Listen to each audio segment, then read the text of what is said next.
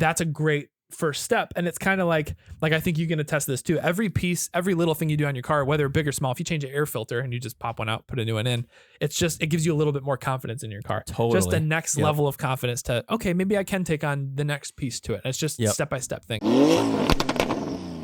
Your first thing working on your own car, change your own oil. Right.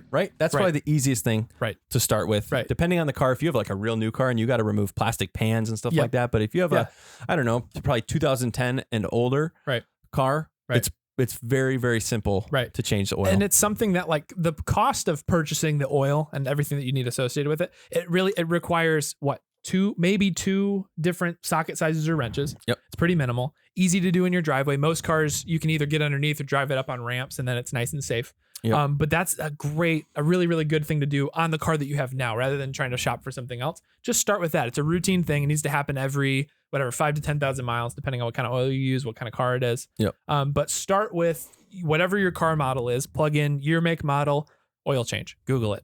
There's going to be step-by-steps. There's going to be what size wrench, everything that you need. All the tools are going to be laid out there for you. So you'll know kind of what you're getting yourself into. Another good thing, especially if this is your first time, just watch a YouTube video of somebody doing it to understand 100%. All the steps. Not that there's a lot of steps to it. It's literally you're draining the oil. If you're doing the filter, you're pulling the filter off, adding a new filter, adding the plug, more oil. It's literally like a couple of steps there. Not much you can really mess up with it. But that's a great first step. And it's kind of like I think you can attest this too. Every little thing you do on your car, whether big or small, if you change an air filter and you just pop one out, put a new one in, it gives you a little bit more confidence in your car. Totally. Just a next level of confidence to, okay, maybe I can take on the next piece to it. It's just step-by-step thing. So oil change, definitely, that's a great first thing to do on the car you have now. Because your car needs an oil change. It's going to cost $30, $40. You bring it in somewhere, $30, $40 of parts to do it yourself. And then you've got, you got your hands on the car. You can see it. You can work on it. Realistically, you do it a few times. It'll take you like 15, 20 minutes. Oh yeah. Super quick. And you get the biggest thing that like everybody, I love seeing videos about is like you undo the drain plug to the last thread. Cause this is the plug at the bottom of your engine that all the fluid is sitting on. Yeah. And it's unscrewed. You've got a bowl full of oil. Yeah. And you're taking the plug right out of the tub in the bottom. And you're getting there and you pull and get your hand out of the way. So that's, you've mastered it when you don't get a lot of oil on your hand. For sure. But it's a great, like the thing, and I guess kind of a center of all of this that I realized when I was doing the timing belt on my WRX, a little bit more advanced of a job. For sure. But as I was working on it, I had this realization, and hopefully this is a comfort to anybody starting to work on their cars. Nothing about cars, and this isn't a dig at anybody who does this for a living. There are way more advanced tasks that definitely require a professional to look at. For sure. But for the most part, cars, they really aren't, nothing's that difficult. It's just specific. So it's just a matter of knowing the task that you're getting yourself into, doing research ahead of time, seeing what you're going to need, and then just following the steps as you go along through it. It's really not difficult. It's just, you got to be patient. You got to be specific with it. And everything that you do, like cars are pretty simple when it ultimately boils down, even modern new cars with plastic stuff, it really is kind of all the same We're stuff. in a good age with this stuff right now. I mean, you guys are probably watching this on Spotify or YouTube, whatever. Like YouTube's a great source for this. Like you said, look up, you have a 2006 Toyota Corolla. Look up 2006 Toyota Corolla oil change. Right. And it'll be a step-by-step. I think, so with that said, that you can do with fairly minimal tools and whatever, but there's definitely some stuff you should have.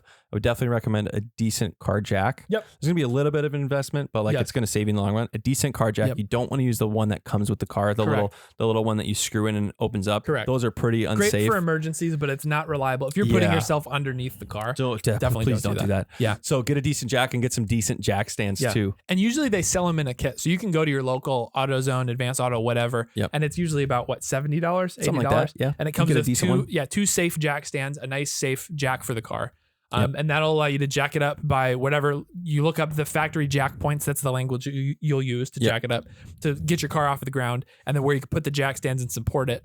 A lot of people, if they're pulling wheels off, put the wheel underneath the car as an added safety measure. Yep. But it's really all about safety first on a lot of that stuff. For sure. Good thought. You do not want to be putting yourself under a 3,000 pound car with no extra safety on there.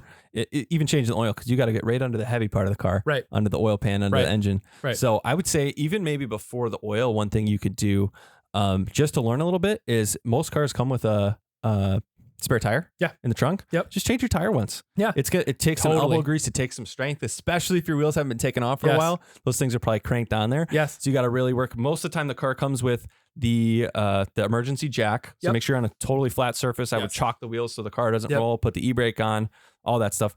And then it comes with usually the jack, the tire iron for it. Like it comes with usually everything. That's a good point to do that. So just try and change your wheel. That's a good first step. Now, when you put that wheel back on, crank that sucker down. Right. I mean, you don't try and break the bolts, but like that's got to be tight. You don't want to lose a wheel. Right. So that's another thing you can look up. Like how do I change a tire? And most of the time, that's in the really back of the car, you pull out. There's sometimes it's like a little fake leather thing that's like rolled up. I know in some older cars they have that. You open that up. It's got all of the pieces. They've got like a little metal thing you pull the hubcaps off with, or the bolt covers off with, whatever. It's got all that in there. Sometimes that has little instructions in there too. It's like 1 through 6, how to change your wheel. That's a great, like, no investment at all. Just go out and do it. Like $0. Yeah, and that's it's an emergency thing too. Like to be prepared to know if you do get a flat, you don't have to wait for AAA, you don't have to wait for another service. You're confident enough to be able to swap your wheel out and get yourself out of that situation. So that's a great. So then we were talking about tools before. So like good stuff to have on hand. Like you need a quality jack stand for sure.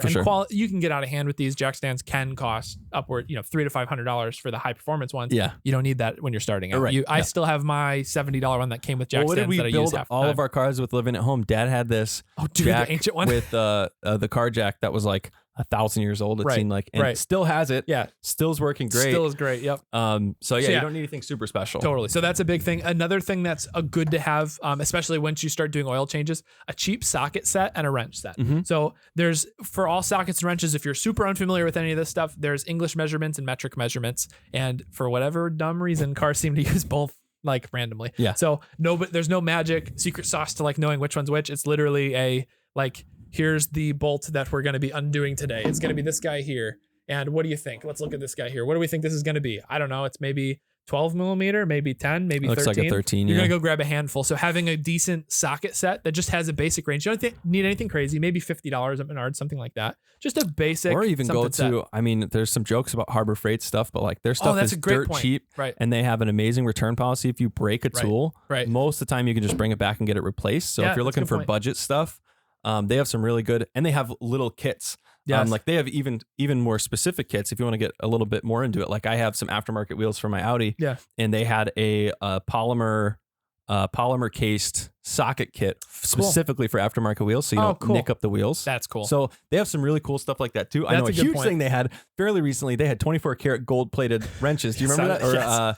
Or ratchets. You don't need anything crazy like that. But getting a basic socket set, wrench set, and jack stands. That's everything you need to get started. That's your oil change. That's your changing your wheels out. Yeah. You can do most brake stuff with them. I mean, you can do kind of every initial thing you need with your car. Yeah. So I mean, you're talking about maybe just under $150. Yep. Like somewhere around $100 at the end of the day. Even looking at Marketplace, finding used tools at a garage sale, something like that. Like you can never have too many.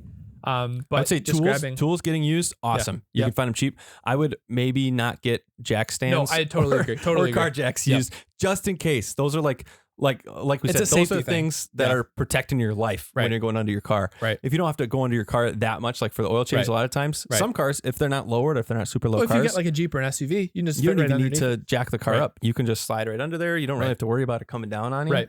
So that's a great, so there's your first project, right? Swap out your wheels and then oil change, keeping up on that. And then that gets you in a good practice too of looking at and keeping an eye on where your odometer is at, how many miles are on your car, and when the next thing's going to be due, because everything in a car works on intervals. It's all about, you think about it, the car is going down the road, it's clocking miles. So we just measure everything in miles as far as, okay, I did this here in 10,000 miles. I got to do my oil again. So you're keeping an eye on it, set a reminder, whatever. And that's something you're just constantly thinking about, you're paying attention to. The more you do that, the more you get in your car, apart from just enjoying the time doing it, you get a better sense of what's going on. You can catch issues earlier. Totally.